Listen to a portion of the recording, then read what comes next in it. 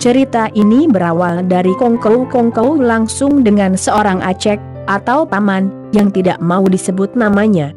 Berumur sekitar 70-an tahun, tinggal di seputar Jalan Merbabu, Medan. 40 tahun yang silam, Acek ini hanya bekerja sebagai pembantu pabrik rokok lokal di Medan. Dengan gaji pas-pasan, terkadang harus pinjam uang dengan tetangga untuk membeli susu demi anaknya yang masih bayi. Suatu hari beliau ingin membeli susu formula untuk anaknya. Dengan uang pas-pasan, sekitar Rp4.000 waktu dulu sore itu dia berjalan kaki hendak ke City Plaza, sekarang My Hotel, di Jalan Surabaya, Medan, karena langganan tetap di sana sehingga para pegawai di sana sudah mengenalnya dengan baik. Di tengah perjalanan dia bertemu dengan seorang pengemis yang meminta makan untuk anaknya yang digendong, sekitar umur 2 tahun, karena belum makan sejak semalam.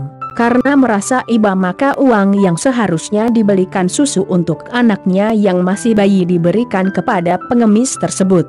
Karena uangnya telah habis, dia pun pulang dengan tangan kosong. Diceritakanlah kejadian tersebut kepada istrinya. Sudah tentu istrinya marah karena seharusnya anaknya yang lebih diperhatikan daripada orang lain, mengingat dia juga orang yang pas-pasan secara ekonomi. Karena takut adu mulut yang berkepanjangan dengan istrinya, beliau dengan lesu keluar rumah, pergi ke City Plaza dengan harapan boleh dikasih utang oleh pemilik toko tersebut. Saat tiba di sana, kebetulan manajer supermarket yang sudah mengenalnya menyapanya, menanyakan Acek tersebut kenapa begitu lesu dan murung. Setelah dijelaskan semua kejadiannya, manajer tersebut masuk ke kantor meninggalkannya sendiri di depan kasir. 2 menit kemudian, seorang karyawan membawa susu formula sebanyak 1 dus, isi 12 kotak, kepada Acek.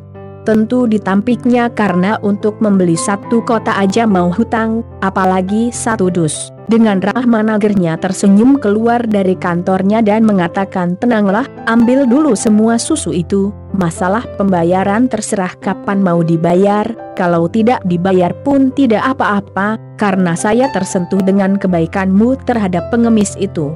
Sekarang Acek tersebut sudah memiliki 3 orang anak yang semuanya sudah menikah. Beliau setiap bulan mendapat kiriman dari anak-anaknya sehingga tidak perlu bekerja dan sering santai di warung kopi dekat Merbabu. Ini adalah kisah nyata yang diceritakan Acek tersebut. Saat menceritakan, karena mengingat kejadian tersebut beliau juga mengeluarkan air mata.